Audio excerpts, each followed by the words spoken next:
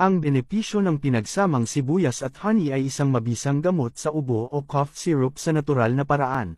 Ito ay napaka-epektibong gamot, bilang home remedies. 2 sangkap lang ang gagamitin, ito ay sibuyas at honey. Ang sibuyas ay may antioxidant at anti-inflammatory properties at naglalaman ng antioxidants. Ang compounds na ito ay nakatutulong na labanan ang free radicals sa pamamagitan ng pagdelay ng oxidative na pinsala na maaring mangyari sa cells at tissue ng katawan at may kakayahan itong pigilan, mapahinto at mapahupa ang ubo, sipon at lagnat dahil na rin sa natural na antibiotic ng sibuyas. Ang honey ay isang natural na lunas sa ubo. Sa katunayan, ang World Health Organization at American of Pediatrics ay nagsasabi na ang pulot o honey ay isang natural na lunas sa ubo. Ang pinagsamang sibuyas at honey ay isang mabisang gamot dahil sa mga benepisyo nitong taglay.